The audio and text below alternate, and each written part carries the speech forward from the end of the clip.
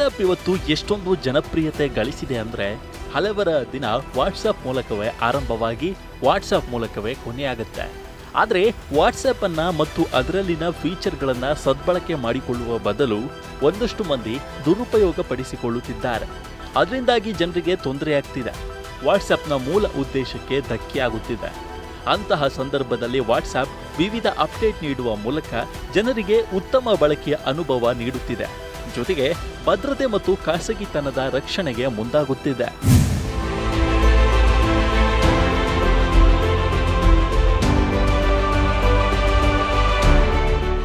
Meta ಒಡೆತನದ ಪ್ರಸಿದ್ಧ messaging application ವಾಟ್ಸ್ಆಪ್ಗೆ ಉಪಯುಕ್ತವಾದ ಹೊಸ ವೈಶಿಷ್ಟ್ಯ ಸೇರಿಸಲಾಗಿದೆ. ಇದರಿಂದ ಬಳಕೆದಾರರು ಫುಲ್ ಖುಷಿಯಾಗಿದ್ದಾರೆ. ಇದೀಗ ಬಳಕೆದಾರರು ವಾಟ್ಸ್ಆಪ್ನಲ್ಲಿ ಬರುವ ಸ್ಕ್ಯಾಮ್ ಕರೆಗಳನ್ನು ಫೋನ್ನ ಲಾಕ್ ಸ್ಕ್ರೀನ್ನಿಂದಲೇ ನಿರ್ಬಂಧಿಸಲು ಸಾಧ್ಯವಾಗುತ್ತೆ. ಅಂದರೆ ಬಳಕೆದಾರರು ಇದಕ್ಕಾಗಿ ಅಪ್ಲಿಕೇಶನ್ಗೆ ಹೋಗುವ ಅಗತ್ಯವಿಲ್ಲ. ಸ್ಮಾರ್ಟ್ಫೋನ್ ಅನ್ನು ಅನ್ಲಾಕ್ ಮಾಡದೆ ಅಥವಾ ಸ್ಕ್ಯಾಮ್ ಅನ್ನು ನಿರ್ಬಂಧಿಸಲು ಅಪ್ಲಿಕೇಶನ್ಗೆ ಹೋಗದೆ ಸ್ಕ್ಯಾಮ್ ಮೆಸೇಜ್ ಅನ್ನು ಬ್ಲಾಕ್ ಮಾಡಬಹುದು.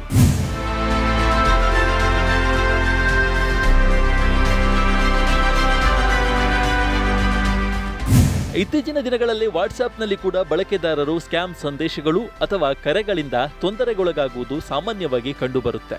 ಇಂತಹ ಪರಿಸ್ಥಿತಿಯಲ್ಲಿ ವಾಟ್ಸ್ಆಪ್ನ ಈ ಹೊಸ ವೈಶಿಷ್ಟ್ಯವು ಬಳಕೆದಾರರಿಗೆ ಉತ್ತಮ ಪರಿಹಾರವನ್ನು ಒದಗಿಸಲಿದೆ. ನಿಮ್ಮ ವಾಟ್ಸ್ಆಪ್ನಲ್ಲಿ ನೀವು ಇದನ್ನು ಹೇಗೆ ಸಕ್ರಿಯಗೊಳಿಸಬಹುದು ಎಂಬ ಸಂಪೂರ್ಣ ಮಾಹಿತಿಯನ್ನು ಈ ಕೆಳಗೆ ನೀಡಲಾಗಿದೆ. ವಾಟ್ಸಪ್ನ ಹೊಸ ವೈಶಿಷ್ಟ್ಯವು ಬಳಕೆದಾರರಿಗೆ ಫೋನನ್ನು ಅನ್ಲಾಕ್ ಮಾಡದೆ ಅಥವಾ ಸ್ಕ್ಯಾಮ್ ಅನ್ನು ನಿರ್ಬಂಧಿಸಲು ಅಪ್ಲಿಕೇಶನ್ಗೆ ಹೋಗದೆ ಮೆಸೇಜ್ ಅನ್ನು ಗುರುತಿಸಲು ಮತ್ತು ನಿರ್ಬಂಧಿಸಲು ಅನುಮತಿಸುತ್ತದೆ.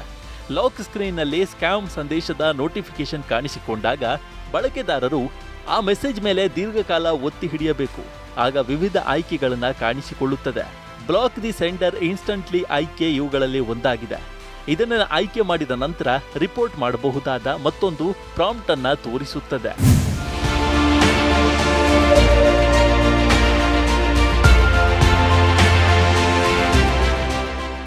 ಆದಾಗ್ಯೂ ವಾಟ್ಸ್ಆಪ್ನಲ್ಲಿ ಅಪರಿಚಿತ ಸಂಖ್ಯೆಯಿಂದ ಕರೆ ಅಥವಾ ಸಂದೇಶ ಬಂದಾಗ ಅದನ್ನು ಕಾಂಟ್ಯಾಕ್ಟ್ ಲಿಸ್ಟ್ಗೆ ಸೇರಿಸುವ, ನಿರ್ಬಂಧಿಸುವ ಅಥವಾ ರಿಪೋರ್ಟ್ ಮಾಡುವ ಆಯ್ಕೆಯನ್ನು ಸಹ ತೋರಿಸಲಾಗುತ್ತೆ.